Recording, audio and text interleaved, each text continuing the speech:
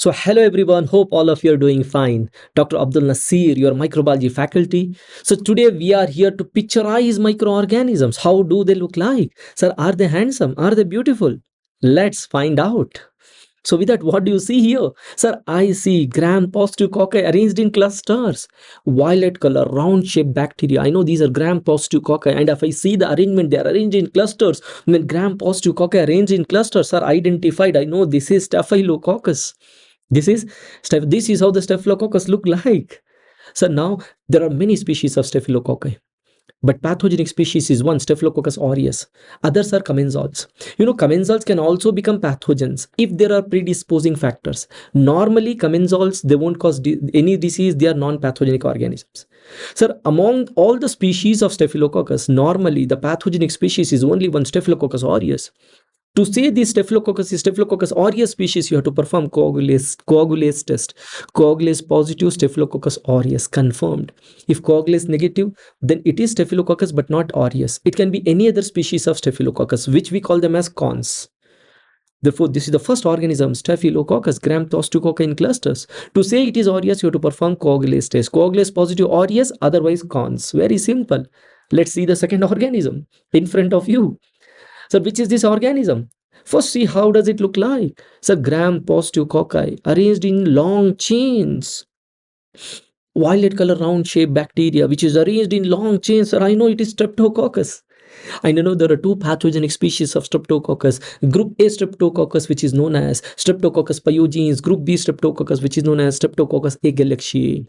Sir, how can you say this Streptococcus is Group A or Group B Streptococcus? For that, when I see gram-positive cocci in long chains, when I know it is Streptococcus, I have to perform bacitracin sensitivity. If it is bacitracin sensitive, confirmed Group A Streptococcus, then I have to perform CAM test positivity. If the CAM test is positive, I know this is Group B Streptococcus. So this is how we identify Streptococcus. So done with the second bacteria.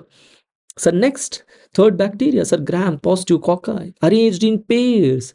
Gram-positive because violet in color, cocci because round in shape. And if you see the arrangement arranged in pairs, so gram-positive cocci arranged in pairs, two possibilities. There are two bacteria which are arranged in pairs, which are gram-positive cocci, and those two are pneumococcus and enterococcus. Now, how will you differentiate? How will you say whether it is pneumococcus or enterococcus? For that, I have to see the cocci is lens shape encapsulated to pneumococcus. If it is spectacle shape non-capsulated to enterococcus. So theoretically to say it is very nice, but practically when you see the image, it is very difficult to find out whether it is lens shape, capsulated, spectacle shape, non-capsulated. And that's what I say is entrance point of view. When you see gram-positive cocci in pairs, narrow down either pneumococcus or enterococcus. So to find out which one among these two, don't go to the further identification points in the image. Rather than that, you can take the help of the disease. What is the disease they are causing in the question? In the question, if they are causing meningitis or pneumonia, then this gram-positive cocci in pairs is pneumococcus, because pneumococcus causes meningitis and pneumonia. If the question is on UTI, urinary tract infection, then this gram-positive cocci is enterococcus. So this is how you have to identify that it is pneumococcus and enterococcus examination point of view. Let's see the next organism. So gram-negative cocci, because it is pink in color. Sir, gram-negative cocci arranged in pairs and it is within neutrophils. Sir, gram-negative cocci arranged in pairs within neutrophils. I know it is Neisseria. Neisseria. And we have two pathogenic species of Neisseria. One is Neisseria meningitidis, which is known as meningococcus. One more is Neisseria gonorrhoeae species, which is known as gonococcus. So when I see this image, gram-negative cocci arranged in pairs within the neutrophils, now what do you see here is, sir, this is neutrophil. This is neutrophil. Because you have three nuclei here. These nuclei, sir, neutrophils have multiple nuclei, polymorphonuclear cells.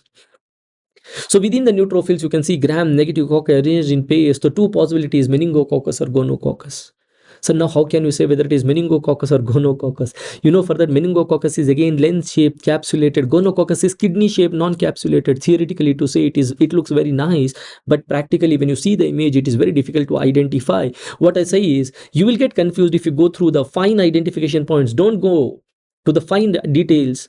So you can take the help of the disease, what it is causing in the question. If you see the question, if the question is about meningitis and the image is this, gram-negative cocci in pairs within neutrophils, meningitis, then it is meningococcus. If the question is on gonorrhea, which is nothing but urethritis with pustular discharge.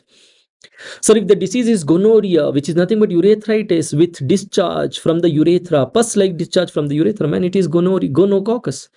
So see the disease and identify whether it is meningococcus or gonococcus. Sir, with that now you have seen all the important cocci. Sir, we have started with images of bacteria, right? And we started with microscopic images.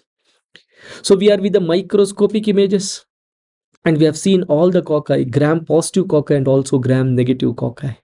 Sir, moving further towards bacilli.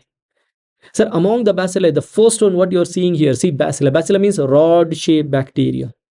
And here you see pink color rod-shaped bacteria in a blue color background. If you see this picture, you have to say this is acid-fast staining and the bacteria is acid-fast.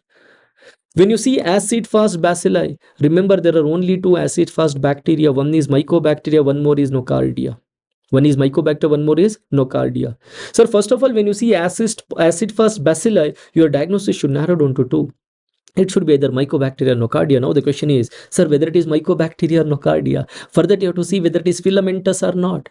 Sir, if I see this image, this is acid-fast, non-filamentous bacilli, then confirmed it is mycobacteria, because this is what is nocardia, what do you see? And if you see nocardia, sir, nocardia is acid-fast and filamentous. It is long, filamentous. Now I can say this is nocardia.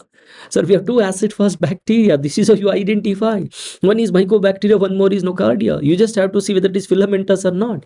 Non-filamentous mycobacteria, filamentous mycobacteria. Sir, hope you are enjoying the picturized microbiology, right?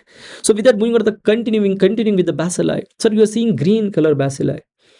And if you see the arrangement, it is arranged in V shape or L shape. Sir, you can see here.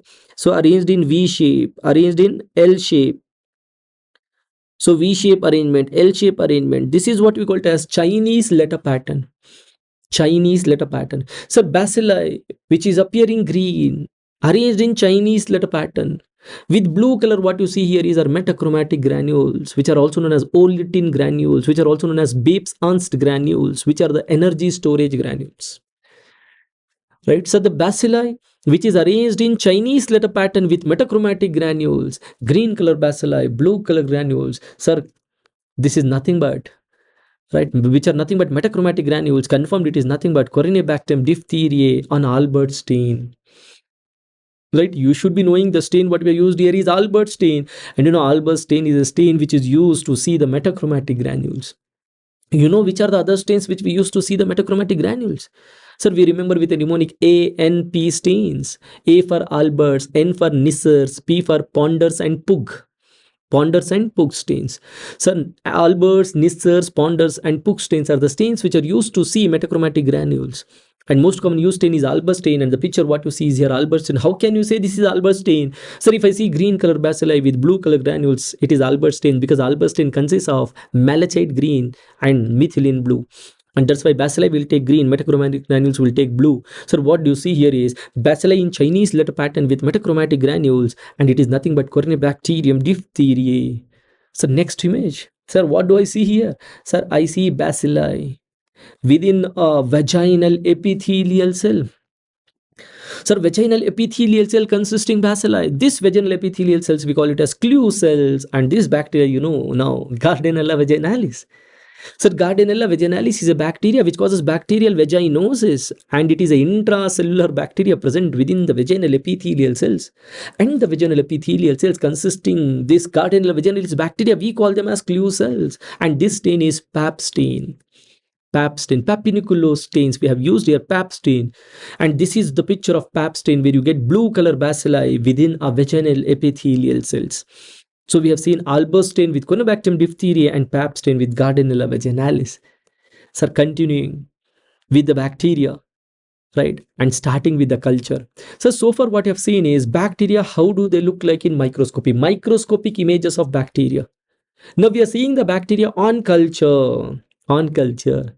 And what do I see here is golden yellow color colonies on nutrient agar. You see the color of the colonies, they're yellow color. And you see the culture media, this is nutrient agar. So see that nutrient agar is like colorless, or you can say pale color or straw colored culture media. A pale color or straw colored culture media It is nutrient agar, and what you see is golden yellow color colonies. And if you see golden yellow color colonies are nutrient agar, so that means the bacteria is producing golden yellow pigment and nutrient agar. There is only one bacteria, and it is Staphylococcus aureus. So this is how Staphylococcus aureus look like on the nutrient agar. How it does it look? How it look like? Sir, it look like golden yellow color colonies. And if colonies are more and they are close to each other, then it looks like somebody has painted with golden yellow color oil paint. So we call it as golden yellow oil paint appearance. When colonies are more and close to each other, then they form a golden yellow oil paint appearance. Sir, if you see golden yellow color pigment on nutrient agar, identified as Staphylococcus aureus, and if you see bluish green color pigment on nutrient agar, same culture media nutrient agar, but the pigment is bluish green, sir, it is Pseudomonas aeruginosa. So this is how Staphylococcus aureus and Pseudomonas aeruginosa look like on nutrient agar. So these are the two important images on nutrient agar. Sir, moving on to the blood agar. Sir, if I talk about blood agar, sir, what I'm seeing here is colonies are surrounded by greenish gray color zone. You can see here, you have to see, right, with more concentration, right? Then you will understand that, okay, sir, these are the colonies, and colonies are surrounded by some greenish gray color zone. And this greenish gray color zone is alpha hemolysis, means partial hemolysis. Hemolysis means lysis of heme. Heme means RBCs. Means the bacteria which is growing on blood agar. You know, blood agar is blood agar because it contains blood, and blood contains RBCs. So blood agar contains RBCs, and the bacteria which is growing on blood agar, if it causes breakdown of RBC, then we say it causes hemolysis. And if it causes breakdown of RBCs partially, so partial hemolysis we call it as alpha hemolysis. And if you see the bacteria causing alpha hemolysis, partial hemolysis on blood agars are only one possibility, pneumococcus. And how will you identify partial hemolysis or alpha hemolysis? Greenish gray color zone surrounding the colonies. Sir, few bacteria they cause complete hemolysis on blood agar, like this, what you see here. Sir, how will you say this is complete hemolysis? You can see this is the colony, and you can see colony, and colony is surrounded by complete hemolysis with clear zone, not greenish gray, clear zone. Sir, if you see a clear zone surrounding the colonies, then we call it as beta hemolysis. Okay, sir, if I see clear zone surrounding the colonies, then I call it as beta hemolysis. And beta hemolysis is complete hemolysis of RBC that is caused by two bacteria, Staphylococcus or Streptococcus. Staphylococcus or Streptococcus. So when it is Staphylococcus or Streptococcus, then how can you say which one, Staphylo or Strepto? That we have already seen in the microscope. Staphylo is arranged in clusters, Strepto is arranged in long chains. Even on blood agar you can identify. Staphylococcus colonies are bigger in size, Streptococcus colonies are small in size. You can identify with the size of the colonies also. And also after that we can also identify by biochemical test, right, which we have already discussed. Coagulase positive Staphylococcus aureus, bacitracin sensitive group A Streptococcus, CAM test positive group B Streptococcus. So we can identify based on microscope and biochemical tests. Sir, whatever it is, when you see alpha hemolysis in blood agar, one possibility pneumococcus, and if you see beta hemolysis, two possibilities Staphylococcus and Streptococcus. Sir, you have seen the bacteria on blood agar causing hemolysis. Let's see McConkey agar. So this is McConkey agar. Sir, you know McConkey agar contains a sugar lactose, and we see which bacteria ferment lactose, which do not ferment lactose when they grow on McConkey agar. So now what you see here is on McConkey agar you are seeing pink color colonies. Sir, pink color colonies means the bacteria is fermenting the lactose, and we call them as LF colonies, means lactose fermenter colonies. So if you see pink color on McConkey agar, the bacteria is fermenting the lactose, and the two important bacteria which ferment lactose are E. coli and Klebsiella. Two important, there are many more, etc, etc, etc. The two important bacteria must to remember which are lactose fermenters, which shows pink color colonies on McConkey agar, sir, E. coli and Klebsiella. And if you see pale colonies like this, pale colorless colonies like this, then you will say the organisms are not fermenting the lactose. They are NLF colonies or non-lactose fermenter colonies on McConkey agar. Non-lactose fermenter colonies on McConkey agar. Then you have to remember most of the gram-negative bacilli are non-lactose fermenters. So this is how the bacteria look like on nutrient agar and blood agar and McConkey agar. Now we are seeing, continuing further the culture. So what you see in this picture is, sir, I see one organism has grown like this in a straight line. This organism is Staphylococcus aureus. This organism is Staphylococcus aureus. Staphylococcus aureus. And then what we have done is we have tried to grow the organism perpendicular to Staphylococcus aureus. When we have tried to grow the organism perpendicular to Staphylococcus aureus, this organism has grown some near to Staphylococcus aureus, but it is not growing away from Staphylococcus aureus. Staphylococcus aureus. And this is possible with only one bacteria, right? And that is Haemophilus influenzae B. Sir, Haemophilus influenzae B, it cannot grow on its own on the blood agar. It will not grow on its own on the blood agar. It requires the help of Staphylococcus aureus. It can grow with the help of Staphylococcus aureus. Without the help of Staphylococcus aureus, it cannot grow. Therefore, wherever it is near to Staphylococcus, it has grown, and wherever it is away from Staphylococcus, it has not grown. And this property of Haemophilus influenzae B is known as satellitism on blood agar. Sir, very, very, very important. With that, this is Haemophilus influenzae showing satellitism on blood agar. And if you see the next picture, so this is the Muller-Hinton agar with antibiotic disc on it. So wherever you see a clear zone surrounding the antibiotic disc, a clear zone surrounding the antibiotic disc, that means that antibiotic is killing the organism, and that's why organisms is killed surrounding the antibiotic disc, and that's why you have a zone. And now you can say this antibiotic is sensitive. Sir, wherever there is no zone surrounding the antibiotic disc, then that antibiotic is not able to kill the organism, then you can say that antibiotic is resistant. So this is what you have performed here is AST on Muller-Hinton agar. Sir, AST means antimicrobial susceptibility testing, which has been performed on Muller, which we usually perform on Muller-Hinton agar. And this method of AST, we call it as Kirby-Boy's disc diffusion method, because it was developed by Kirby-Boy, a person, and it is a disc diffusion method because we are using antibiotic discs from which the antibiotic get diffused into the culture media and kill the microorganisms. So ultimately what you see here is AST on Muller-Hinton agar, and this method of AST is Kirby-Boy's disc diffusion method. So with that, we have completed all the important images of bacteria on culture. So once you have grown the bacteria on culture, now we have to identify by performing biochemical tests. So there are many biochemical tests, but important biochemical tests are three.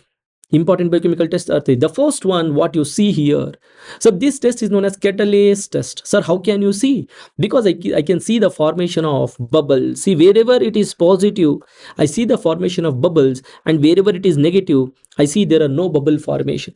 Sir, if you see bubble formation, catalase positive, no bubble formation, catalase negative, so this is catalase test. There are many bacteria which are catalase positive, there are many bacteria which are catalase negative. But what to remember, examination point of view means, sir, we have to remember catalase negative bacteria. Catalase negative bacteria means now you know the bacteria which will not produce bubble in the catalase test. So there are many bacteria which are catalase negative, but important bacteria are three, and all the three are cocci, and all the three are gram-positive cocci, so strepto, pneumo, and enterococci. So three important bacteria which are catalase negative, so strepto, pneumo, enterococci. There are many more, but important are three. We have to remember three. If you remember three, sir, questions are going to come most of the times from these three. Which are the three important bacteria which are catalase negative? Strepto, pneumo, and entero. The second important biochemical test is this one, what you see here. What is this? Oxidase test. Those are oxidase discs, right? Sir, blue color appeared, oxidase positive. No blue color, oxidase negative, right? So this is oxidase test. And what you have to remember, entrance examination point of view is oxidase positive bacteria, the bacteria which produces blue color.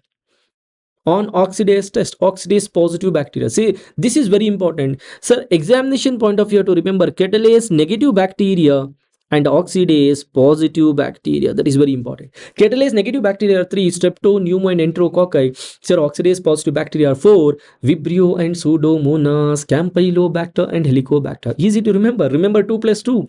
Vibrio and pseudomonas, campylobacter and helicobacter. These are the 4 important oxidase positive bacteria that shows blue color on oxidase test. So the next biochemical test is this one. This is urease test. If you see yellow colors, or urease test is negative. If you see pink colors, or urease test is positive. So pink color development, this is urease test. Pink color development, you see urease positive. And entrance point of view, you have to remember urease positive bacteria. There are many, but important are 2, Helicobacter and Proteus. See, Helicobacter means Helicobacter pylori, H. pylori. Helicobacter means Helicobacter pylori, H. pylori, Helicobacter and Proteus. So these are the three important biochemical tests which we need to know. And three important indicator is negative, four important oxidase positive, and two important urease positive bacteria you have to remember. And we see here in front of us, and we know, and easy to remember. So with that, these are all the images from bacterial infections, where we have seen the bacteria under microscope, then we have done the culture, and after that we have seen the bacteria on the culture media, and then we have identified them by biochemical tests. So microscope bacteria are identified by MCT. You can see the right our NKP for lab diagnosis of bacterial infections. Yeah, right. In my lectures, I have given you the NKP to identify lab diagnosis of bacterial infections, and the NKP is MCT, microscopy, culture, and test, and the test is biochemical test. And we have seen the images from bacteria. Hope you enjoyed the microbiological or bacterial images, right? And now you know how the bacteria they look like in microscopy, on culture, on biochemical test. Now let's concentrate on fungi. Let's concentrate on fungi. Yes, first we see how the fungi look like under microscope. Again, same thing. First under microscope, then we go for culture. So under microscope, microscopic images of fungi. The first image, what you see in front of you, these are budding yeast cells. These are budding yeast cells, which are producing a tube-like structure. This is a tube-like structure. So budding yeast cells producing a tube-like structure. This tube is germ tube. Therefore, these yeast cells are producing germ tube. You can say germ tube is produced positive in germ tube test. Germ tube test is also known as Raynaud's broad phenomenon. Very, very important. Germ tube test is also known as Raynaud's broad phenomenon. And germ tube test is positive means what? Positive means germ tube is produced. When germ tube is produced, you have to remember, sir, only Candida produces germ tube. And in Candida, only two species of Candida produces germ tube. One is albicans, one is dublinensis. Right, so now two possibilities. It is either albicans or dublinensis. Now if you ask me, sir, how can you identify it is albicans or dublinensis? So then you have to try growing this Candida at 42 degrees Celsius on the culture media. At 42 degrees Celsius means little higher temperature, 42 degrees Celsius. At 42 degrees Celsius, if you try to grow, Candida albicans will grow at 42 degrees Celsius because it can grow. Whereas dublinensis cannot grow at 42 degrees Celsius. At 42 degrees Celsius of temperature, if Candida is growing, it is albicans. If it is not growing, it is dublinensis. Otherwise, you can grow on the chrome agar. On chrome agar, if light green color pigment is produced, it is albicans. Dark green color pigment is produced, it is dublinensis. That's how you differentiate albicans and dublinensis. But that is not that important, because the most common species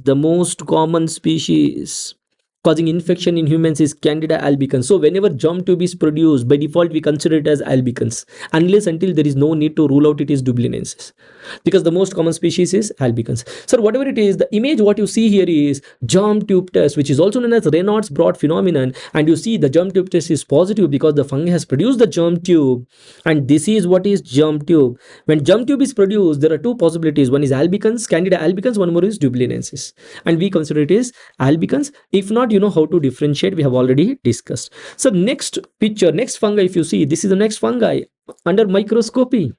Sir, what do you see here? Sir, here I see a fungi surrounded by a capsule. So the fungi is surrounded by a capsule. Done, identified. How? Sir, there is only one capsulated fungus. Anybody? So there is only one capsulated fungus. Which is that? Sir, capsule positive. And what is this staining? Negative staining. And the most common used negative stain is India ink. So this is the demonstration of capsule. This is the demonstration of capsule in negative staining, where we have used India ink. And you know there is only one encapsulated fungus, sir, and that is Cryptococcus. When you demonstrated the capsule, confirmed it is Cryptococcus. So germ tube is there, Candida albicans or dublinensis. Sir, capsule is there on negative staining, it is Cryptococcus. This is how Candida and Cryptococcus they look like in microscopy when you perform germ tube test and negative staining. So moving on to the next fungi. Sir, which is this fungi? So with that, what am I seeing? Sir, I am seeing hyphae. If I am seeing hyphae, so this fungi is a mold. What is a mold? The fungi which exist in the form of hyphae are mold. Right? When you are seeing a mold, immediately you have to tell septate or aseptate. For that, you have to look for septate. And if you Observe here, by putting more concentration you will come to know, okay, there are septae, but septae are difficult to see, but you can see, but difficult to see. And that's why what I see is, look for the size of the hyphae. These hyphae are narrow or broad, like let's find out. So these hyphae are narrow or broad. So if I see these hyphae are narrow hyphae, narrow hyphae are septate, because aseptate hyphae are broad. So these are narrow hyphae. Then look for the branching. So first is look for the size of the hyphae, that is width of the hyphae, narrow or broad. Then look for the branching. So when I see the branching, this hyphae branch gives only two branches. This hyphae also gives only two branches. This hyphae also gives only two branches. This hyphae also gives only two branches. So this hyphae also gives only. Man, you can trace any hyphae. Every hyphae gives only two branches. When every hyphae gives only two branches, we call it as dichotomous branching. Di means two, cotomous means branches. Dichotomous branching means every hyphae giving only two branches. Not only it is giving only two branches. If you see the angle between the branching, see the angle. Sir, angle is acute angle. Sir, every time, every branching is, any branching you see, every branching is at acute angle. So this is dichotomous and acute angle branching. So narrow hyphae with acute angle and dichotomous branching, that is what am I seeing. And when you see narrow hyphae with acute angle and dichotomous branching, there is only one fungi, there is only one mold, that is Aspergillus. I always tell students, remember, A for A for A. Sir, very, very important image for exam. Most commonly repeated, narrow hyphae with acute angle and dichotomous branching, Aspergillus. Easy to remember, A for A, acute angle, Aspergillus. Don't forget. If you see the next image, so this is what I see, hyphae. Again, when I see hyphae, I know this fungi is a mold. This fungus is a mold. And now when I see the hyphae, I have to decide septate or aseptate. For that, I told you, septate are difficult to see. What to see? Width of the hyphae. If I see the width of the hyphae, see here. So this is a very broad hyphae. You know, this is a very broad hyphae. Broad hyphae are aseptate hyphae. See, septate hyphae are narrow, aseptate hyphae are broad. Then immediately you have to see the branching. So if I see the branching, here I see, so right angle branching. Here I see right angle branching. Sir, broad hyphae, because they are broad, somebody imagine it as ribbon, broad ribbon is very important. Examiner uses this terminology, ribbon, broad hyphae, ribbon like hyphae with obtuse angle and right angle branching. See, in this image, right angle branching is seen, obtuse is not seen in this image, but yes, they can also show obtuse, they also show obtuse. Sir, broad, a ribbon like hyphae with obtuse angle or right angle branching. So there is only one possibility, Mucormycetes group of fungi. All Mucormycetes group of fungi are broad ribbon like hyphae with obtuse and right angle branching. Which fungi come under Mucormycetes group? Because I'm telling this is the group name, Mucormycetes group. This is the group name, Mucormycetes group of fungi. So Mucormycetes group of fungi. There are three important fungi that come under Mucormycetes group: Rhizopus, Absidia, and Mucor. I always tell students, never remember R for Rhizopus, A for Absidia, M for Mucor. So RAM or Mucormycetes group of fungi. And don't forget, all Mucormycetes group of fungi are aseptate molds. All of them are aseptate molds. So don't forget, RAM are aseptate. They come under the group Mucormycetes group. And you can identify by seeing broad ribbon like hyphae with obtuse angle and right angle branching. Sir, why Rhizopus, Absidia, and Mucor, RAM? We have grouped under the group Mucormycetes group because all these three fungi, they cause only one disease, and the disease is mucormycosis. Because all of them, they cause mucormycosis. We are grouped under one group, Mucormycetes group of fungi. So Mucormycetes group of fungi are the fungi which causes mucormycosis, which is popularly known as black fungus. Post-COVID, it got popular as black fungus because it manifests with black color lesions on the face, on the paranasal area. So this is how you identify Aspergillus and Mucormycetes group of fungi. There are three Mucormycetes group of fungi. So Rhizopus, Absidia, and Mucor, all are aseptate, and all of them, they cause same disease, mucormycosis. That's why they are Mucormycetes. And when all of them, they cause mucormycosis, the question will come, which is most common? Don't forget, Rhizopus is the most common causing mucormycosis. So this is how the Aspergillus and Mucormycetes group of fungi look like under microscopy. Next. So what do I see here? So this is the fungi which is showing. star-like body, we call it as asteroid body. See, this is the yeast cell, and this is surrounded by, what are these? These are eosinophils. These are, sir, yeast cell surrounded by eosinophils. We call it as splendor Hopley phenomenon. Splendor Hopley phenomenon means yeast cell surrounded by eosinophils.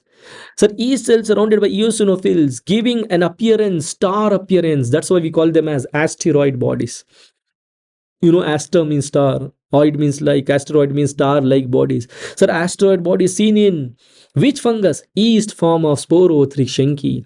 So the fungus name is Sporotrichschenki. Sporotrichschenki is what type of fungus? If you see the blueprint in my lectures,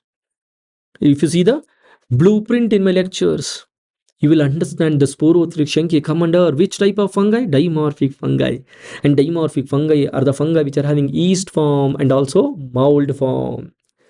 And this is the yeast form of Sporotrichschenki. Mold form we are going to see later, because mold form of dimorphic fungi we see after culture. Yeast form we see in sample, mold form we see after culture. So now we are seeing fungi under microscope. Then we have to go for culture. Then you have to look under microscope after culture. This is before culture, sample microscopy. So in sample microscopy, if you see asteroid body, then sir, it is the yeast form of Sporotrichschenki identified. Then if you see Sporotrichschenki is a dimorphic fungus which causes sporotrichosis, which is also known as rose gardener's disease. This is how it looked like in the yeast form. And if you see the next picture, what is this? So these are round shape, brown colored, double walled bodies. Round shape, brown color, double walled bodies. To some person they look like copper coins. This person called as copper coin appearance or copper penny appearance. So these bodies we call them as medullary bodies or sclerotic bodies. Sir, medullary bodies are sclerotic bodies. Medullary bodies are sclerotic bodies that gives a appearance or copper penny appearance. That gives a appearance, copper penny appearance. Look like copper coins. And these are produced by which fungi? Sir, these are produced by dermataceous fungi, which are also known as phaeoid fungi like Cladosporium. So dermataceous fungi means darkly pigmented fungi, means the fungi which produces brown to black color pigment, dark pigment. Dermataceous, remember dermataceous fungi means darkly pigmented fungi. Darkly pigmented fungi means the fungi which produces brown to black color. For example, Cladosporium. Cladosporium is the name of the fungus that belong to the group dermataceous group or phaeoid group of fungi, the fungi which produces brown to black pigment. This Cladosporium fungus belong to the group dermataceous group, produces brown color double walled round shaped bodies known as medullary bodies, which are also known as sclerotic bodies, with used copper penny appearance, and which causes a disease, chromoblastomycosis. Which causes a disease, chromoblastomycosis. Right? Hope you're enjoying the fungi. Now you are seeing how the fungi they look like. Now you have to decide whether they are beautiful or not. Right? If you say they are beautiful, don't forget they are that dangerous too. Right? They are that dangerous too. So with that, now we have seen asteroid bodies and medullary bodies. Asteroid bodies with Sporotrichschenki and medullary bodies with Cladosporium. So now moving on to the next fungi. So this is the next fungi. Sir, what do I see? Sir, I see yeast cells. So these round cells are yeast cells. And these yeast cells I see within a cell. And which is this cell? This is the cell and this is the nucleus of the cell. So within the cell, what do I see? I see what? Yeast cells within the cell. So this cell is macrophage. This cell is macrophage. So what I'm seeing now in front of me is yeast cells within macrophage. Nothing but intracellular yeast. That is enough to identify there is only one intracellular fungus. Like we have seen already, there is only one capsulated fungus, that is Cryptococcus. Similarly, we have only one intracellular fungus, and that is histoplasma. And that too yeast form of histoplasma. Because histoplasma is the only intracellular fungus, and it is intracellular only in the yeast form. Sir, whenever I say yeast form of one fungus, that means it is also having the mold form. Histoplasma is a dimorphic fungus which causes a disease, histoplasmosis, which is also known as Darling's disease, which is also known as Ohio Valley fever. Right? Ohio Valley fever. So this is the histoplasma. This is how it look like in the yeast form. Now next fungi, if you see, so this is the fungi which shows yeast cells, and yeast cells are oval in shape. Oval shaped yeast cells. And if you see in the middle, so there is a septum in the middle. Oval shaped yeast cell with a septum inside. That is what I'm seeing. Oval yeast cells with septum inside. So there is only one fungus which exists in oval shaped yeast cell with septum, that is yeast form of Talaromyces marnefi. Again, Talaromyces marnefi. Sir, earlier it was known as Penicillium marnefi. This is the old name of Talaromyces marnefi.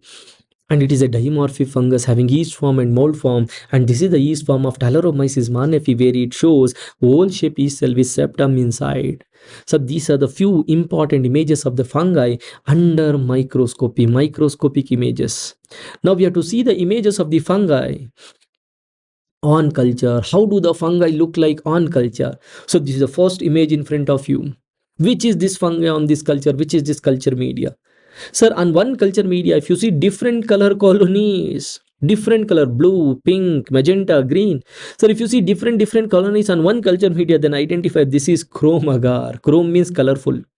Chrome agar means colorful agar. Agar is not colorful, but the fungi growing on that culture media are colorful. Sir, why it is like that? Because different Candida species produces different color colonies on chrome agar. Remember this? Different Candida species produces different color colonies on chrome agar. See the colony, identify the species. Therefore, not only one, you can identify all the species of Candida. Sir, why do we do chrome agar culture of Candida? We do chrome agar culture of the Candida to identify all the species of Candida. That is very, very important. You need to know. How can you identify all the species of Candida on chrome agar? Then you have to say different Candida species produces different color colonies, and see the color, identify the species. Next, what you see here is a brown color culture media with brown color colonies. So brown color culture media with brown color colonies, if you see, identify that culture media is bird seed agar. Identify that culture media is bird seed agar. And that colonies are brown in color because of melanin pigment produced by that fungus on this culture media, that is bird seed agar. Remember, bird seed agar is agar with bird seed. Bird seed means bird's excreta. Bird's excreta is rich in creatinine. And there is one fungus which produces melanin pigment by using creatinine, and everybody knows, and that is Cryptococcus. What is that? Cryptococcus. So why the colonies are brown in color? Because of the melanin pigment production. Melanin is a brown color pigment. And Cryptococcus produces melanin pigment only on birdseed agar, because birdseed agar contains creatinine, which is present in bird's excreta. And with the help of creatinine, Cryptococcus is the only fungus that can produce melanin pigment with the help of creatinine. No other fungi can produce melanin pigment with the help of creatinine. So if you see the melanin pigment, how can you see brown color colonies? So melanin pigment is produced, confirmed it is Cryptococcus. So these are the two important fungal appearance on culture media.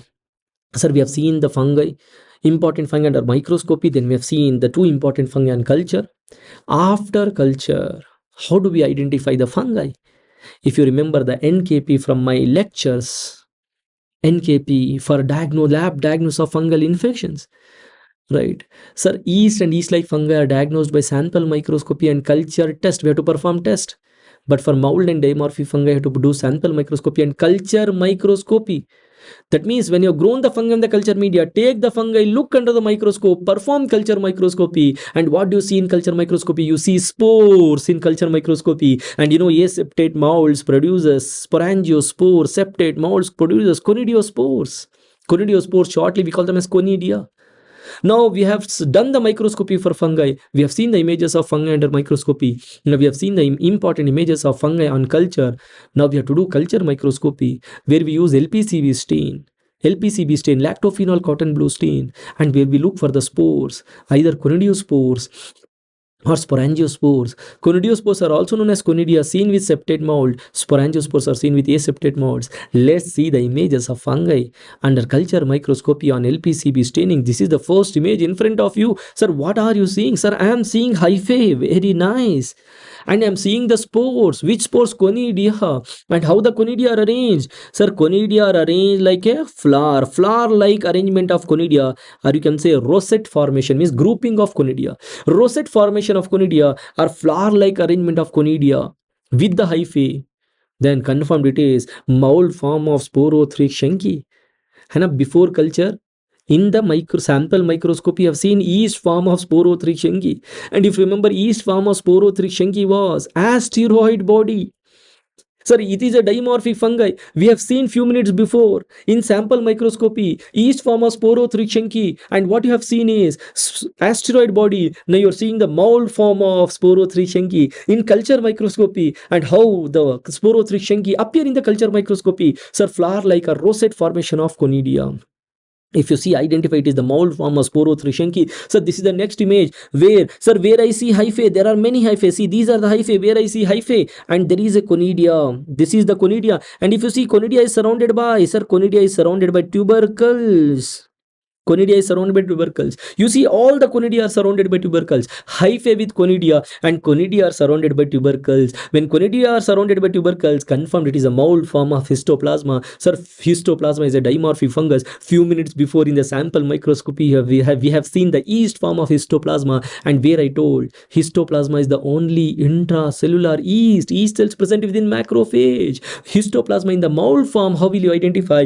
By seeing the conidia surrounded by tubercles. So don't forget, Sporotrichia is a dimorphic fungi. Yeast form, you see asteroid body. Mold form, you see flower like a rosette formation of conidia. So similarly, histoplasma is also a dimorphic fungi. Yeast form, you see intracellular yeast within the macrophages, and in the mold form, you see hyphae with tuberculate conidia, that is conidia surrounded by tubercles. So moving on to the next. So this is the bottle brush appearance. What do I see? It is looking like bottle brush. Somebody's imagination. It is looking, this fungus is looking like bottle brush. Sir, why it is looking like bottle brush? See, this first thing what you see here, these are conidia. These are conidia which are arranged in chains. Sir, conidia are arranged in chains. And what are these phyalites? Sir, phyalites are the ones which are producing the conidia. And there is no vesicle. Okay, that point is important. There is no vesicle. Sir, why it is important? I will tell you. That is the negative point, that there is no vesicle. Why, right? That is a negative point. What you have to remember, that there is a no vesicle. Why to remember, I will tell you later. But what you are seeing is conidia, and conidia are arranged in chains, and conidia are coming from phyalites. And phyalites, below the phyalites, there is no vesicle. Phyalites are directly arising from the conidiophore, and the conidiophore is branching conidiophore, and conidiophore is arising from hyphae. So first hyphae is there. From the hyphae there is conidiophore which is branching, and there is no vesicle. Conidiophore gives phyalites, and phyalites gives conidia which are arranged in chains. Finally, this complete picture gives a bottle brush appearance, a brush which is used to clean the bottle. Sir, bottle brush appearance on culture microscopy, that is LPCB staining, mold form of Talaromyces marnefi. And few minutes before we have discussed, the Talaromyces is a dimorphic fungus. Yeast form, you see oval shape yeast cell with septum inside, and in the mold form we see bottle brush appearance. And Talaromyces marnefi is a fungus which produces red pigment on SDA, very very important for entrance exams.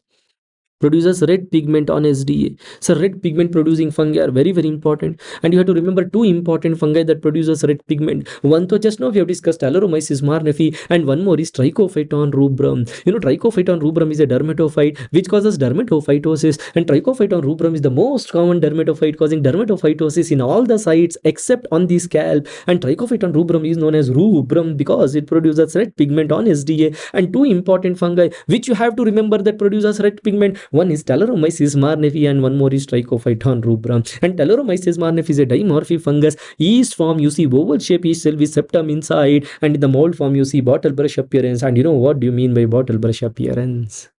So with that, why did you say there is no vesicle? I say there is no vesicle because there is one more fungus that look like Talaromyces marnefi, but it is having a vesicle, and that is Aspergillus. There is one more fungi which look like Talaromyces marnefi, but it is having vesicle, and that is Aspergillus. To differentiate it from Aspergillus, it is important to know there is no vesicle. Hope you enjoyed. Sir, continuing with the fungal images of culture microscopy. Sir, this is the next fungi under culture microscopy. What do I see? Sir, I see hyphae. What do I see? Sir, I see hyphae. All these are hyphae. With that, I see conidia.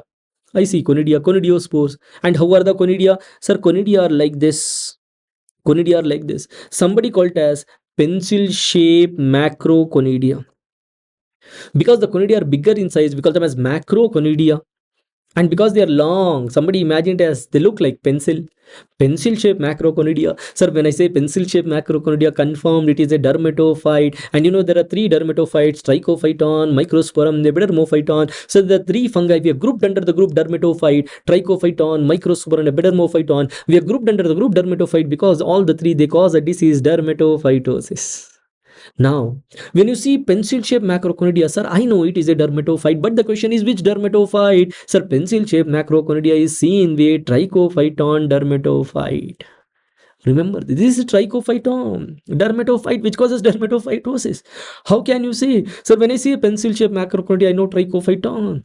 Then what is this? This is microsporum. How can you say? Sir, the macroconidia, see, these are bigger macroconidia. How do they look like? So they look like a boat. They look like a boat. Sir, if I see boat-shaped macroconidia, I confirmed it is microsporum dermatophyte. So then how can you say it is epidermophyton? Sir, this is epidermophyton. How can you say this is Epidermophyton? Sir, these are conidia. How are the conidia? One end is broad, one end is narrow. One end is broad, one end is narrow. And most of the times they are arranged in groups. Most of the times, sir, they are arranged in groups. Most of the times they are arranged in groups. So the conidia are bigger in size. That's why they are macroconidia. And one end is broad, one end is narrow. Most of the time they are arranged in groups. So now they are looking like club-shaped macroconidia, confirmed Epidermophyton.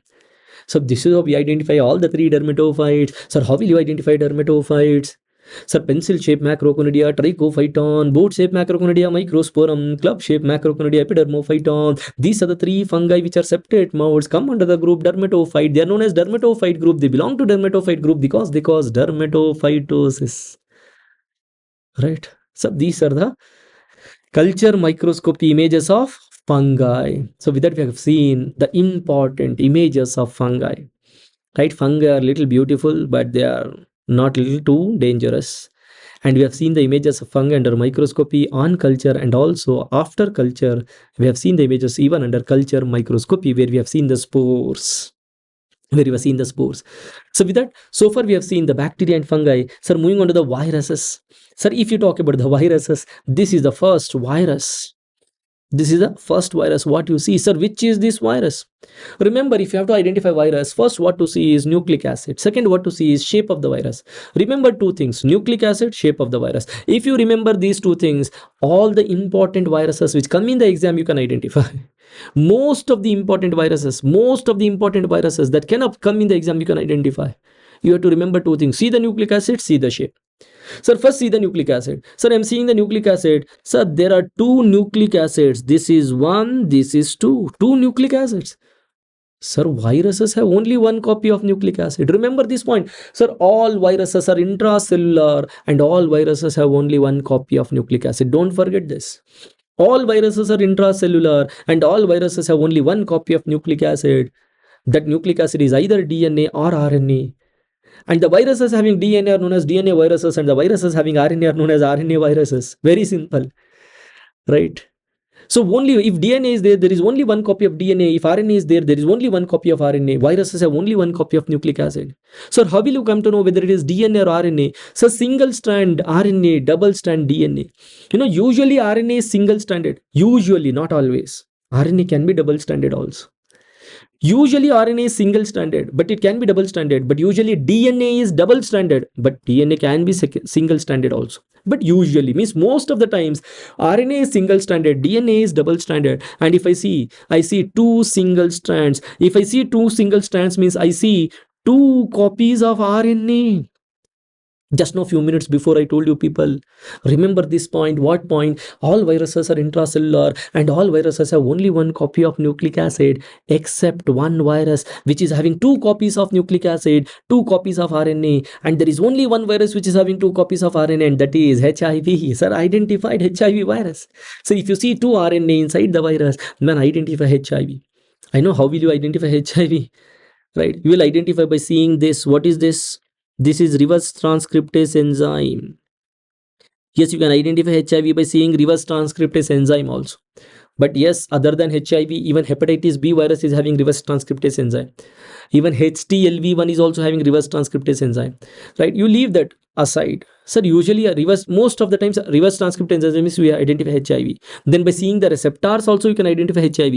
Sir, GP41 receptor and GP120 receptor, right? If you open your eyes little broader, you can see GP41 and GP120. So these are the receptors present only in HIV. Sir, can I identify HIV virus by seeing reverse transcriptase enzyme and by seeing the receptors GP41, GP120? Answer is yes. Why not? You can. But important point is 2 copies of RNA, which is very easily seen. Remember, no other virus is having 2 copies. All the viruses have only 1 copy. So this is how you identify HIV. So next virus in front of you. So I told, when you see the virus, see the nucleic acid or see the shape of the virus. Here I'm not able to see the nucleic acid. When I see the shape, I can see this virus is having very long antenna-like receptors giving satellite shape to the virus. A virus looking like satellite or space vehicle. Sir, confirmed it is adenovirus. Sir, satellite shape. Right, 2 copies of RNA, HIV, satellite shape, adenovirus. Sir, which is this virus? See the shape. The shape is, it looking like a bullet shaped virus. So you know, bullet shaped virus, rabies virus, bullet shaped virus, rabies virus, which causes rabies disease. So which is this virus? So this virus is looking like long filaments, filamentous virus. Sir, filamentous virus is Ebola virus or Marburg virus. Remember, Ebola virus and Marburg virus, both are twin brothers. Both are same. Both of them, they cause same disease, viral hemorrhagic fever. And both of them, they cause bloodstream infection. They cause severe infection, right? Mortality is very high. Acquired, this viral hemorrhagic fever by Ebola and Marburg virus acquired from fruit bat. Right, mortality is very high. Whatever it is, these viruses are filamentous in shape. So 2 copies of RNA, HIV, looking like satellite, adenovirus, looking like bullet, rabies virus, filamentous, Ebola, and so easy to identify. Hope you're enjoying identifying the viruses. So then I'm seeing a virus and I'm seeing the nucleic acid. So nucleic acid is segmented. You count the segment. Sir, 1, 2, 3, 4, 5, 6, 7, 8, 9, 10, 11. Sir, 5 segments there, 6 segments here. So totally 11 segment. I see 11 segmented nucleic acid. And what is the nucleic acid? So nucleic acid is double stranded. So double stranded nucleic acid is DNA. Yes. But I told you, sometimes RNA can also be double stranded. This is double stranded RNA. Sir, by seeing the double stranded, can I identify whether it is DNA or RNA? No, you can't. No, you can't. But yes, when you see nucleic acid, you forget about single strand or double strand. You forget about it is single strand or double strand. When you see the nucleic acid, if it is segmented, count the segment. If it is 11 segment, confirmed, only one virus, rotavirus. Belongs to Rheoviridae family. It is a Rheovirus. Means belong to Rheoviridae family. Family name is Rheo. Virus name is Rota. Don't get confused between Rota and Rheo. Students, they get confused. So rotavirus belong to Rheo family. Rheo family. Sir, forget about single stranded, double stranded. When you see the nucleic acid, if the nucleic acid is segmented, count the segment, 11 segmented. Rotavirus belongs to Rheo family. And if it is 8 segmented, see 1, 2, 3, 4, 5, 6, 7, 8. 8 segmented, man, 8 segmented RNA, confirmed it is influenza virus. So these are the important viruses what you have to identify. And hope you enjoyed identifying the viruses. Yes, viruses, they look beautiful. Yes, they are that dangerous too. Right, they are that dangerous too. So with that, we have seen the important images of the viruses under microscopy. Which microscopy? Electron microscopy. So viruses are very, very small, can't be seen under any microscope other than electron microscope. Therefore, whatever images you have seen, obviously, if you to see them, you have to use electron microscopy. So we have seen the images of the viruses under electron microscope. Important viruses. I have showed you how to identify, and hope you have enjoyed identifying the images of the viruses. If you really feel that, sir, this identification of images, virus images were really wow. So yes, you have to say it's a wow moment, right? Sir, after this, so what I'm trying to tell is, sir, culture for viruses, we perform tissue culture. Though tissue culture is gold standard to identify viruses, it is difficult to perform, costlier, not widely available. And that's why if you remember my lecture, sir, what is the NKP for lab diagnosis of viruses? Sir, NKP for the lab diagnosis of viruses is either molecular or immunological. We identify viruses either by PCR or antigen or antibody detection. This is what most commonly used. Tissue culture is gold standard but difficult to perform. But ultimately, you get the images of the viruses and you have seen the images. This is how you have to identify. Sir, with that, we have completed the images of important bacteria, important fungi, and important viruses. Moving on to parasites. Sir, if you talk about parasites, how will you lab diagnose parasitic infections? If you remember the NKP within my lectures, right? NKP means, key point, Nasir's key points, my key points to identify. Sir, if you talk about the lab diagnosis of the viruses, sir, parasites are diagnosed by microscopy. Therefore, if you have to see now microscopic images of parasites, then we are done. Before we see the microscopic images of parasites, we have two types of parasites, protozoa and helminths. Protozoa and helminths. Protozoa, they exist in trophozoite and cyst. Helminths are exist in egg, larva. Egg or larva. You should not forget this. So protozoa, they exist in trophozoite and cyst. And helminths, they exist in egg and larva. First, we start with the images of microscopic images of protozoa, where initially we see trophozoites, then we see cyst. And then we start the helminths, microscopic images of the helminths, where initially we see the egg, then we see the larva. Right? So beginning with the parasitic images under microscopy and beginning with the first part of the parasites, that is images of protozoa. So this is the protozoa. Protozoa, they exist in trophozoite and cyst. First we see the images of trophozoites, then we see the images of the cyst. So starting with the images of the trophozoite. So this is the trophozoite, what you see here. So how will you identify the trophozoite? Trophozoites are identified by seeing the locomotory organ. Locomotory organ, the organ which helps in locomotion, movement. So this is the trophozoite. What is the locomotory organ? So the locomotory organ, what I see here is this. This is the locomotory organ, and this locomotory organ is nothing but pseudopodia. Pseudopodia. And pseudopodia is present in a protozoa which is amoeba. And when you see the pseudopodia, you have to look for the shape of the pseudopodia. What is the shape of this pseudopodia? Sir, it is looking like lobe-like pseudopodia. So pseudopodia looking like that is enough to identify this protozoa is Naegleria. That is enough to identify this protozoa is Naegleria. So Naegleria is a protozoa which is a free living protozoa which causes primary meningoencephalitis, primary amoebic meningoencephalitis, having lobe-like pseudopodia. If you see lobe-like pseudopodia to identify it as Naegleria, see this is the second image where you are seeing the trophozoite. So this is the trophozoite. This is the trophozoite. And what are you seeing? Pseudopodia. Sir, where are the pseudopodia? Sir, here are the pseudopodia. Sir, how are the pseudopodia? Pseudopodia are thorn-like, spike-like pseudopodia. Sir, spike-like or thorn-like pseudopodia, confirmed it is acanthamoeba. Remember, acanth means spike, amoeba means amoeba.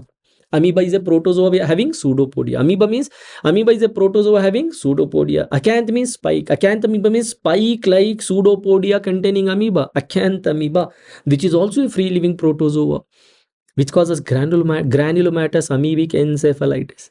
So Naegleria causes SPAM, primary amoebic meningoencephalitis, and acanthamoeba causes GAE, granulomatous amoebic encephalitis.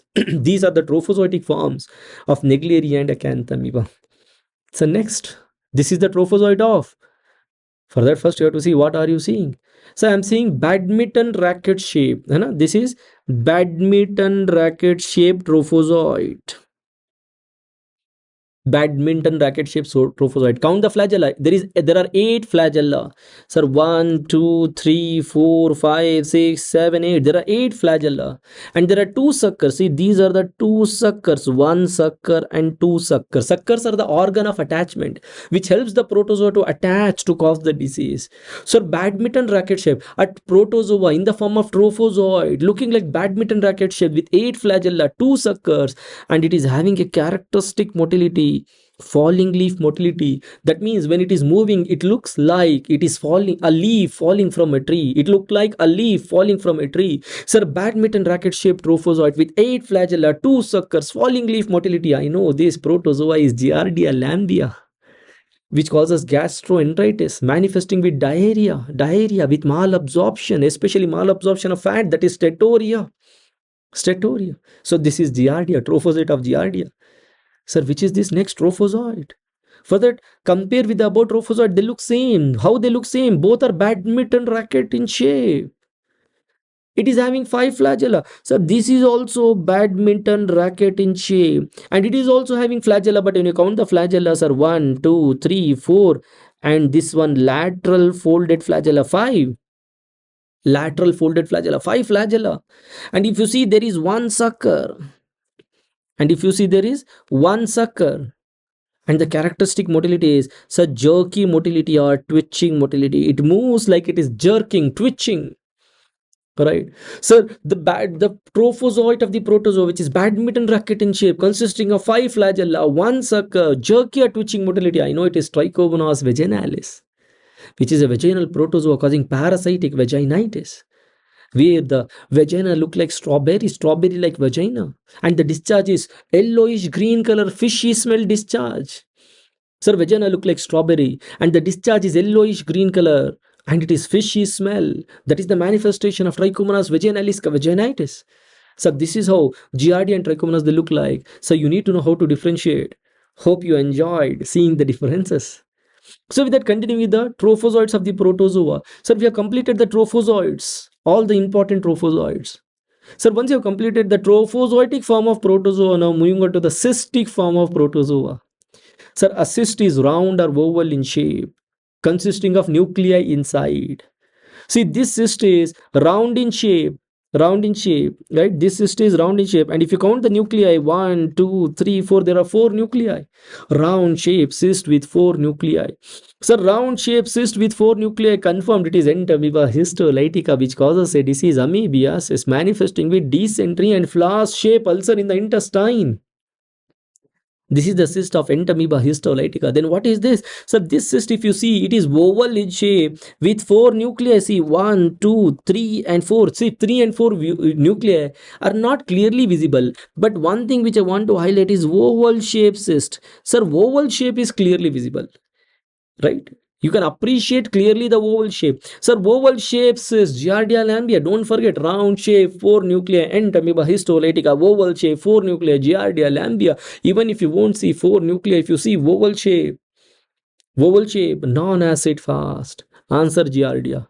Sir, why did you say oval shape? Non-acid fast, answer it as Giardia, because there is one more oval shape cyst which is acid fast, and that is cystoisospora, and that is what we study next. Before we move on to acid fast cyst, the next topic, non-acid fast cysts are here in front of you. Two important non-acid fast cysts are cyst of Entamoeba histolytica and cyst of Giardia. How will you differentiate? Round shape cyst 4 nuclei, Entamoeba histolytica, oval shape cyst 4 nuclei, Giardia lambia. Moving on to the acid fast cyst. You know, these are acid fast cysts. Why? Because these are pink color cyst in a blue color background. When you see pink color cyst in a blue color background, you know these are acid fast cyst in acid fast staining. What to see? Sir, in acid fast cyst, you have to see the shape and size of the cyst. If you see the shape, these acid fast cysts are round in shape. If you see the size, sir, they are somewhat around 4 to 5 micron in size. Sir, acid fast cyst, round in shape with 4 to 5 micron in size. Sir, this is Cryptosporidium. So then acid fast cyst, which is round in shape. If you see the size, so size is somewhere around 8 to 10 micron in size. Double the size of Cryptosporidium. So double the size of Cryptosporidium is Cyclospora. This is the second acid fast cyst. If you see the next cyst, so the shape is oval in shape. Sir, oval shape cyst, and the size is 15 to 13 micron. But I don't want to highlight the size, sir. I want to highlight the shape, oval shape. Sir, oval shape, non-acid fast cyst, Giardia, oval shape, acid fast cyst, cystoisospora. Don't forget this. This is the NKP of oval shape cyst. This is the NKP, the Dr. Nasir's key points, my key points. So when I see oval shaped cyst, what I have to see is whether it is non-acid fast or acid fast. Non-acid fast means it appears yellow color because you collect stool samples, stool is yellow in color. So non-acid fast cyst, if you see that is yellow color, answer Giardia. If you see acid fast cyst, you know acid fast cyst, the way you see here are pink color in a blue color background. Oval shaped non-acid fast cyst is Giardia. Oval shaped acid fast cyst is cystoisospora. Never forget, very very important. Whatever it is, all the 3 important acid fast cysts are there in front of you, and you know how to differentiate. If you feel wow, then you have to say wow, man. Right. So if you see acid fast, when you see acid fast cysts, there are 3 possibilities: Cryptosporidium, Cyclospora, cystoisospora. If it is round in shape 4 to 5 micron, Cryptosporidium, round in shape 8 to 10 micron, it is Cyclospora. Oval in shape, then it is obviously Isospora. Size I am least bothered. When it is oval in shape, confirmed it is Cystoisospora. So with that, these are the important cysts, right? We have seen the trophozoites of trophozoitic form of protozoa, cystic form of protozoa. Now we see some protozoa in the peripheral blood smear. Now we see some protozoa in the peripheral blood smear.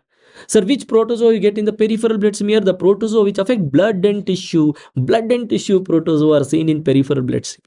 So I'm seeing the blood and tissue protozoa. Now in the peripheral blood smear, sir, we have seen the trophozoitic form of protozoa, cystic form of protozoa. Now we are seeing the blood and tissue protozoa in the peripheral blood smear, and this is the first blood and tissue protozoa where I see protozoa within a cell, and this cell, which is this cell, this cell is a macrophage, and that is the nucleus of macrophage. Sir, within the macrophage, what I see? Sir, within the macrophage, what I see is, see this round shape protozoa, round shape protozoa. And there is one more small structure, what I see. That small structure is a special structure which is known as kinetoplast. So this round shape is protozoa. That round shape is protozoa, and one more small round color dot, that is a special structure known as kinetoplast. Right, so I'm seeing a round protozoa with a special structure kinetoplast present within the macrophage, which is this protozoa. So this is the amastigote form of protozoa, amastigote form of protozoa with kinetoplast within the macrophage. This entire structure is known as LD body, Leishmania donovani body. This entire structure is known as LD body, Leishmania donovani body, and this protozoa is nothing but Leishmania. This protozoa is nothing but Leishmania. So which causes a disease? Leishmaniasis. Visceral leishmaniasis, also known as Kala Azar, most commonly seen in Bihar, manifest with hepatosplenomegaly. Drug of choice is liposomal amphotericin B. Oral drug of choice is miltefosine. Right. So this is about leishmania. This is how you identify leishmania. So second, blood and tissue protozoa. So second, blood and tissue protozoa, which is looking like a cross present within the RBC. So within the RBC, looking like a cross, and we call this cross as your favorite man, Maltese cross. Sir, Maltese cross. What are these? Merozoites. Maltese cross merozoites within the RBC is confirmed it is Babesia. Confirmed it is Babesia. You know, leishmania is a blood and tissue protozoa which is transmitted by a vector which is sandfly, which is known as phlebotomus, which causes a disease leishmaniasis, which is also known as Kala Azar, most commonly seen in Bihar, and Babesia causes a disease babesiosis and transmitted by ixotic. Transmitted by ixotic. Very, very important. So these are the first two important blood and tissue protozoa, leishmania and Babesia. Moving on to the next blood and tissue protozoa. Sir, what do you see here? Sir, what do I see here is ring form. See, this is the ring. This is the ring present within the RBCs. And you have to count how many rings are there. Single ring is there. Single ring is there. Single ring form of trophozoites. Sir, single ring form of trophozoites present within RBCs. Present within RBCs. So single ring form of trophozoites present within RBCs. There are three possibilities: Plasmodium vivax, Plasmodium falciparum, and Babesia.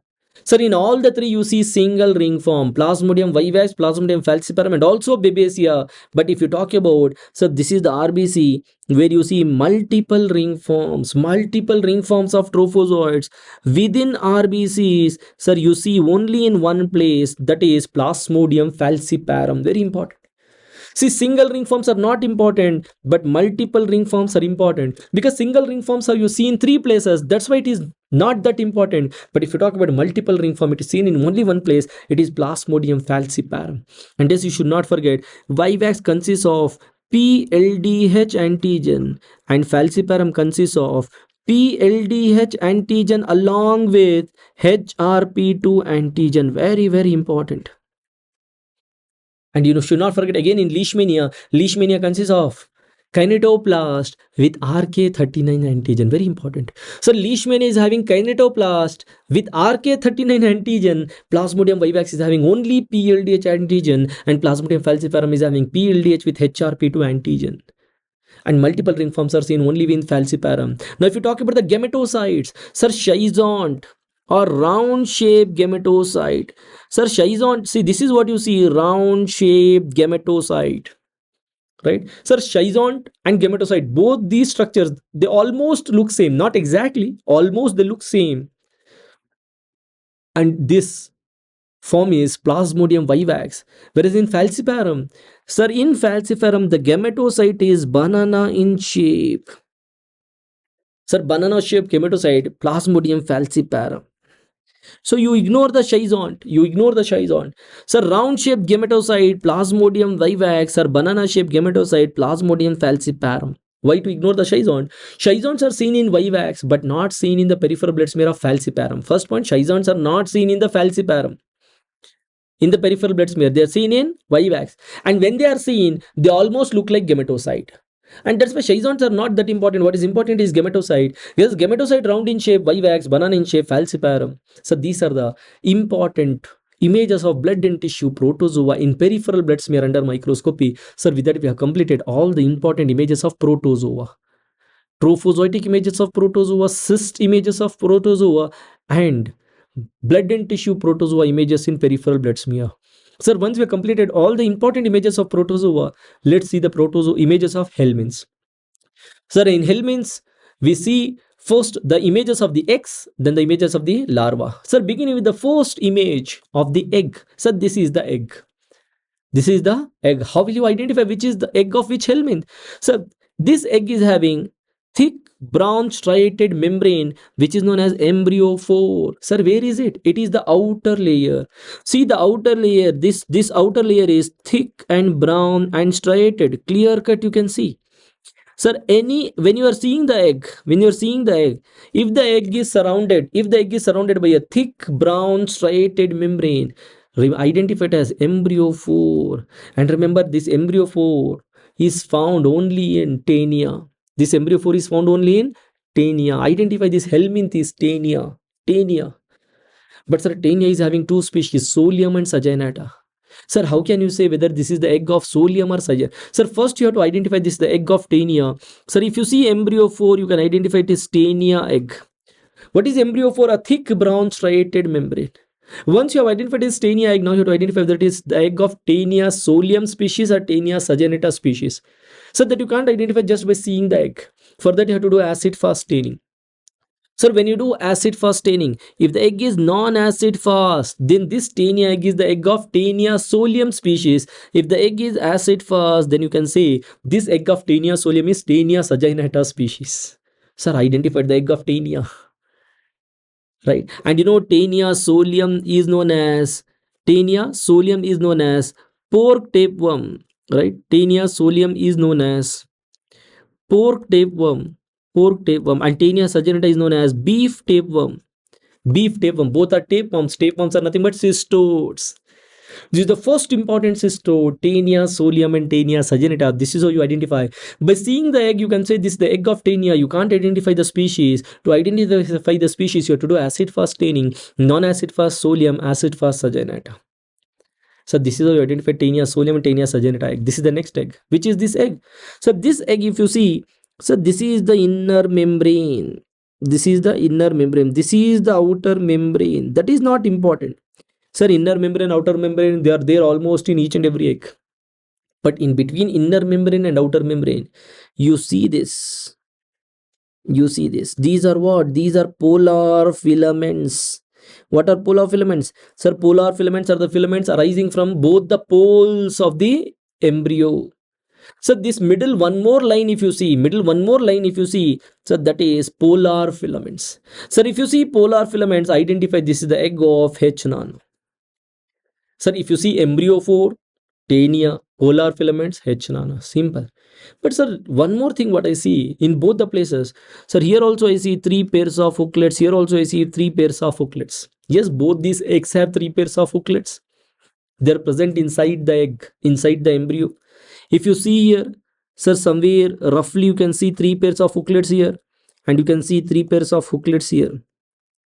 Sir, first point, 3 pairs of hooklets are present in Taenia egg and H. nano egg. These are the 2 eggs which are having 3 pairs of hooklets, and they are present at the center of the egg inside the embryo, but they are not clearly visible. And that's why what I suggest to people is ignore the 3 pairs of hooklets, because anyways they are not clearly visible. If they are visible, well and good. But you should have some idea there is something known as 3 pairs of hooklets present inside the embryo, seen in only two eggs. One is tiny egg, one is H-non egg. But as they are not clearly visible, we focus on embryo 4 in tiny egg, which is clearly visible. And we focus on polar filaments. What is polar filaments? So there is an inner membrane, there is outer membrane. In between inner membrane or outer membrane, if there is one more membrane, and that membrane is nothing but filaments arising from poles of the embryo, that's why they are known as polar filaments. So if I see embryo 4 identified as tiny egg, then I do acid fast staining, non-acid fast solium, acid fast agenata. And if I see polar filaments identified as H-non egg, H-non egg is nothing but dwarf tapeworm. It is known as dwarf tapeworm. Sir, Taenia solium is pork tapeworm, Taenia sagenata is beef tapeworm, H-nana is dwarf tapeworm. All these are tapeworms. Tapeworms are nothing but cystodes. And remember, we have 3 types of helminths. Which are the 3 types of helminths? Cystodes, trematodes, and nematodes. 3 types of helminths: cystodes, trematodes, and nematodes. Cystodes are tapeworms, the worms which look like tape. Trematodes are leaf-like worms, the worms which look like leaf. And nematodes are roundworms. So remember, we have 3 types of helminths: cystodes, trematodes, and nematodes. And among the cystodes, these are the 2 eggs which are important. These are the 2 eggs which are important. Moving on to the trematodes. The trematodes, only one egg is important. The egg which is having terminal spine. The egg which is having lateral spine. The egg which is having lateral knob. Right? So the egg with spine, when you see egg with spine, man, confirm it is cystosoma. Egg with spine or egg with knob. Spine means a sharp structure, knob means a round structure. If you see spine or knob on the egg, identify this is the egg of cystosoma. What is cystosoma? Sir, cystosoma is a trematode. What type of trematode? Sir, cystosoma is a blood fluke. Cystosoma is a blood fluke. Sir, if you see egg with spine or knob identified as cystosoma, cystosoma is a blood fluke, the fluke affecting the blood. The fluke affecting the blood. And it is a trematode. And there are 3 species of cystosoma. Which are the 3 species? Cystosoma hematobium, cystosoma mansoni, cystosoma japonicum. There are 3 species of cystosoma. So now when you see the egg having spine or knob, identify this is the egg of cystosoma. See the position of the spine or knob. Position of the spine or knob decides the species. Terminal, egg with terminal spine. Hematobium species, egg with lateral spine. Mansoni species, egg with lateral knob. Japonicum species. So this is how not only you can identify it as cystosoma, you can identify which species of cystosoma, hematobium, mansoni, or japonicum. And don't forget, cystosoma hematobium causes bladder cancer. And cystosoma mansoni, no cancer. And cystosoma japonicum, colon cancer. Very, very important.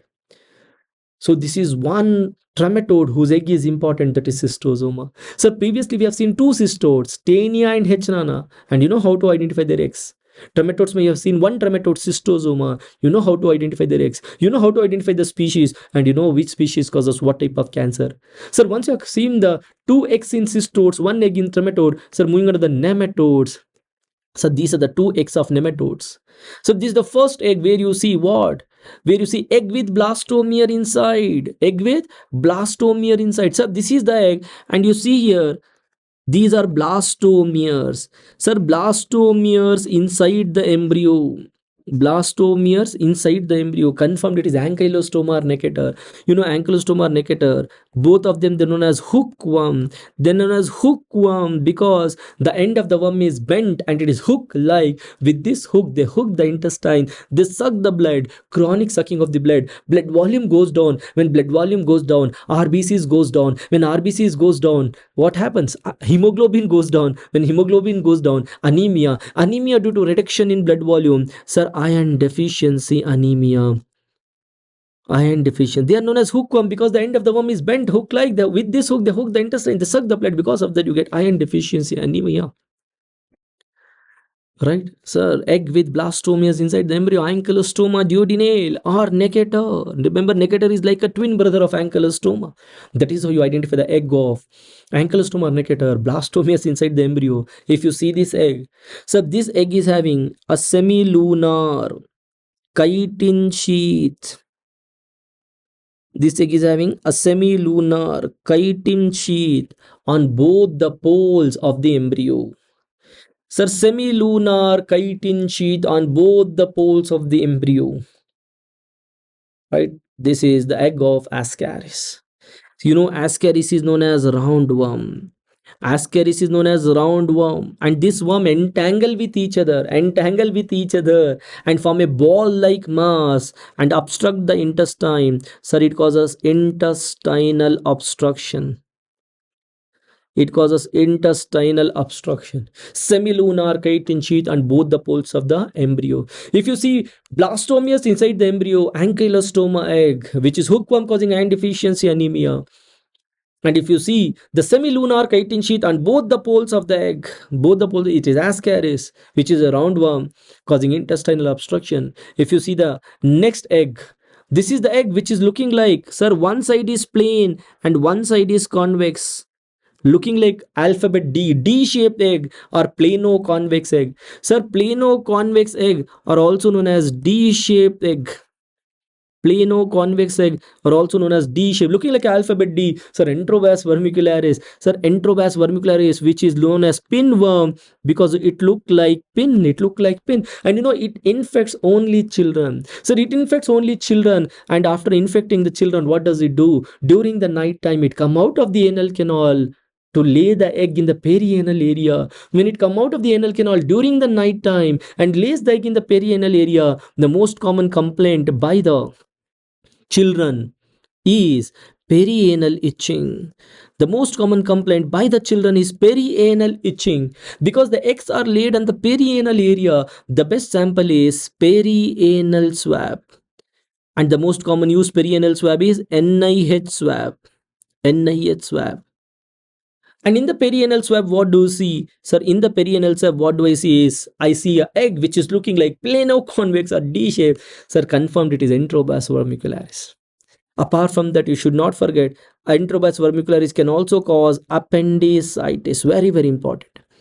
Enterobacter vermicularis, the most common parasite causing appendicitis. I'm not telling only parasite. I'm telling most common parasite causing appendicitis. Among the parasites, it is Enterobacter vermicularis, which is known as pinworm. This is the egg of Enterobacter vermicularis. When you see the egg having mucus plugs, when you see the egg having mucus plugs at both the poles of the egg, sir, egg having mucus plugs, where at both the poles of the egg, both the side of the eggs, if you have mucus plugs, identify it as Trichuris trichura. Sir, Trichuris trichura is a worm which look like a whip,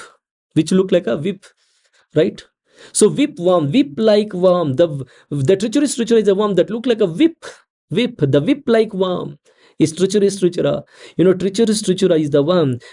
It is the Helminth which causes chronic dysentery. And chronic dysentery leads to chronic blood loss. Sir, chronic blood loss, reduction in the blood volume. When blood volume goes down, RBCs goes down. When RBCs goes down, hemoglobin goes down. When hemoglobin goes down, anemia due to reduction in blood volume. Sir, iron deficiency anemia. Sir, few minutes before we discussed, even the ankylostoma and nectar hookworm also causes iron deficiency anemia, because there is also reduction in the blood volume. But reduction in the blood volume hookworm is not due to loss of blood, it is due to chronic sucking of the blood by the hookworm with the hook. But here, Trichuris trichura also causes iron deficiency anemia because the loss of blood in chronic dysentery. Apart from that, Trichuris trichura can also cause rectal prolapse. Very, very important. Right, don't forget, Enterobacter vermicularis and Trichuris trichura. Enterobacter vermicularis causes appendicitis, Trichuris trichura causes rectal prolapse. Enterobacter vermicularis is pinworm, this is whipworm. Pinworm causes perianal itching and sample is perianal swab. This causes chronic dysentery, and because of that you see iron deficiency anemia. And Enterobacter vermicularis identified by seeing the plano-convex egg, D-shaped egg, and Trichuris trichura is identified by seeing the mucus plugs on both the sides of the egg. So with that, all the important eggs we have covered. See, so easy to identify the eggs. Right, at this moment, if you feel wow, yes man, you have to say wow. Alright, all the important eggs. Sertania egg and Hechnana egg among cystodes, cystosoma egg in the trematode, then ankylostoma and ascaris, Enterobacter and Trichuris, 4 eggs in nematodes. All the eggs which don't have operculum are covered, because there are few eggs which are having operculum. And the eggs which operculum, we call them as operculated egg. And this is the operculated egg. What is operculum? So operculum is a cap-like structure present on the egg. So operculum is a cap-like structure present on the egg. So this is the cap-like structure present on the egg, and this cap-like structure is known as operculum, and operculum containing eggs are known as operculated eggs. And operculated eggs you see in 6 helminths, and the mnemonic to remember the 6 helminths having operculated egg is COPD fasciola. So when you see this egg, identify it as operculated egg because it is having operculum. Operculum is present in 6 helminths, and the mnemonic is COPD fasciola. So C for clonarchis sinensis, O for opisthorchis vivireni, and P for paragonus westermani, D for dilatum, and fasciola is, we have 2 fasciola, fasciola hepatica and fasciola busci. So these are the 6 helminths: clonarchis, opisthorchis, paragonus westermani, dilatum, fasciola hepatica and fasciola busci. So remember 2 plus 2 plus 2, easy to remember with the mnemonic COPD fasciola. Clonarchis and opisthorchis, paragonus and dilatum, fasciola hepatica and fasciola busci. These are the 6 helminths which are having operculated egg with operculum. Operculum is a cap-like structure present on the egg the way you see in the picture. So operculated egg is seen in COPD fasciola. That is what they ask. With that, all the important images of the eggs we have covered. Okay, and now you have to say, wow. So once you have seen the important eggs in the helminths, now we are moving on to the important larvae in the helminths. So if you talk about the important larvae, this is the first larva. So this S shape, what do you see? This is the larva, and this is the larva. What do you see in stool sample? Obviously, this is yellow in color. Yellow in color means stool sample. So larva in stool sample. When you see larva in stool sample, we call that helminth as Vovo-viviparous helminths. So Vovo-viviparous are those helminths whose larvae are found in stool sample.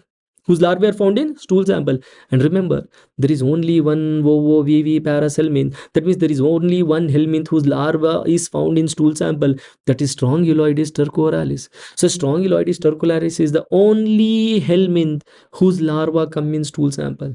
So when you see larva in stool sample, that is enough to say it is Strongyloides, because no other helminths ka larva come in stool sample. Therefore, no need to know the specific points to identify this larva, because there is no need of specific points, because it is identified by itself. It is telling I am Strongyloides, larva of Strongyloides, because I am present in stool sample, and there is only one helminth larva come in stool sample, and it is Strongyloides. And Strongyloides is a parthenogenic worm.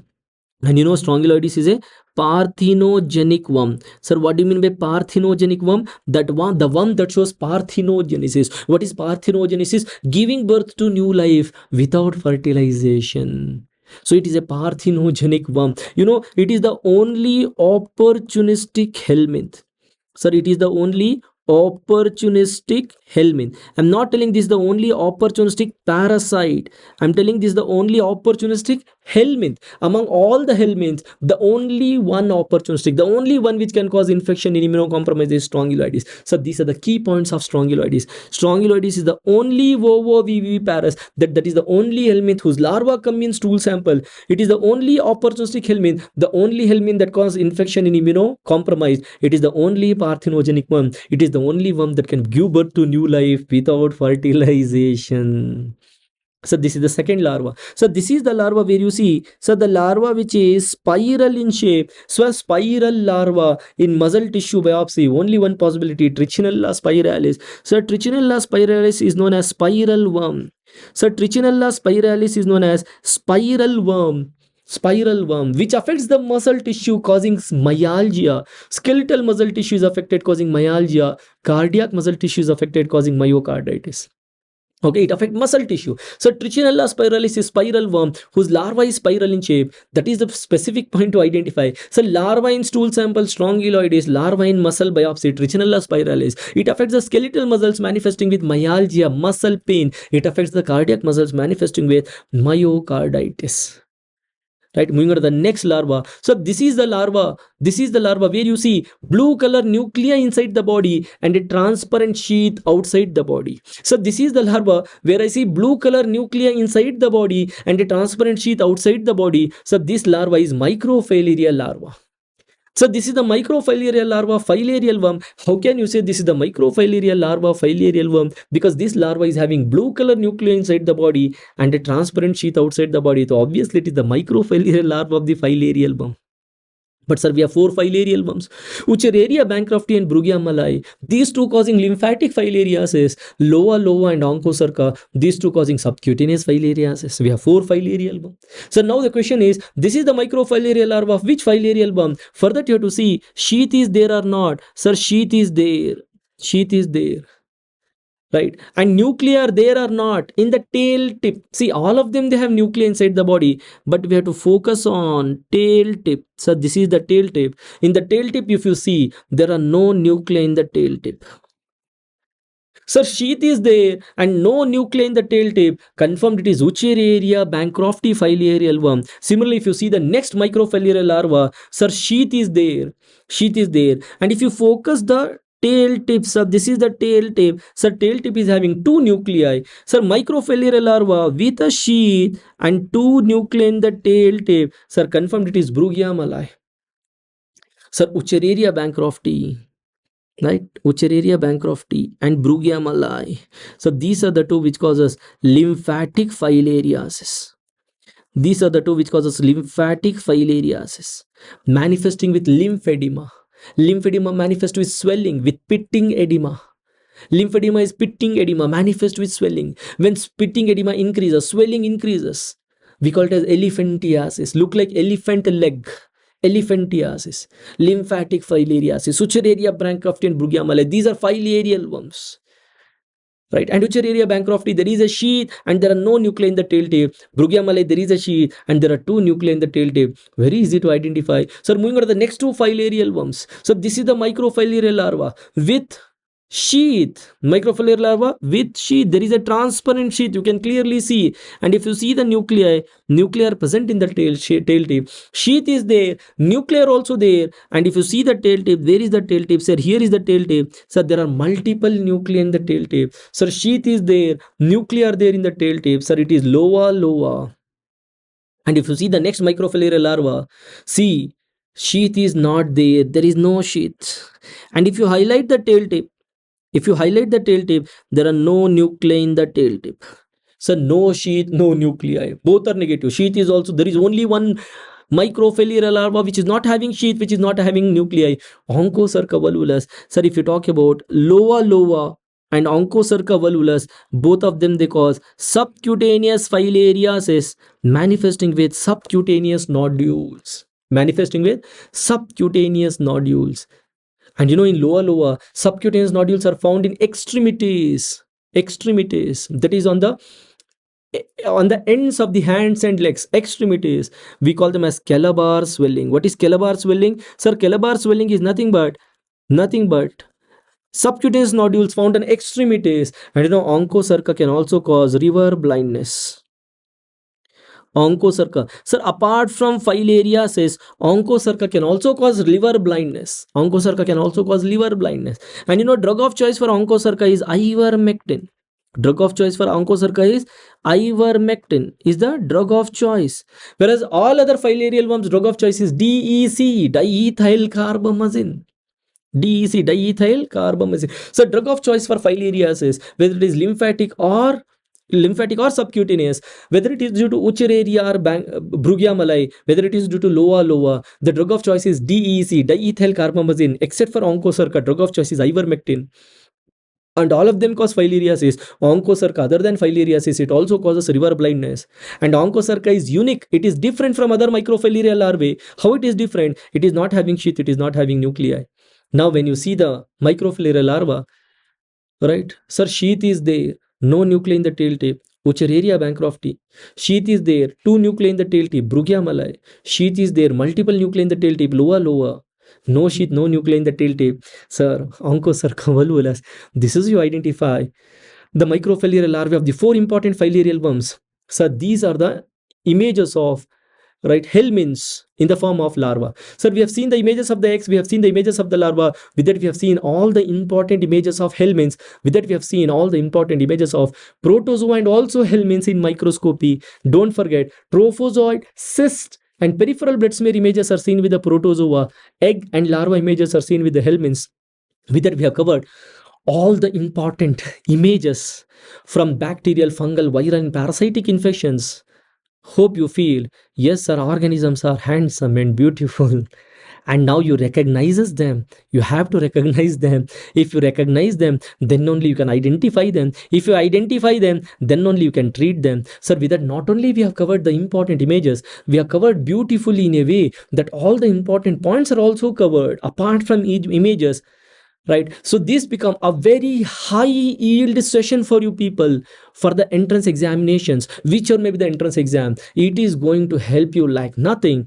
So with that, hope you enjoyed and hope you feel the session is wow. If you felt it is wow session, if it is your session, guys, please give me a high five. With that, please, I request you to comment about the session. How did you like the session, right? And what is your opinion and what is your review about this session? I request you to comment and I'm going to reply.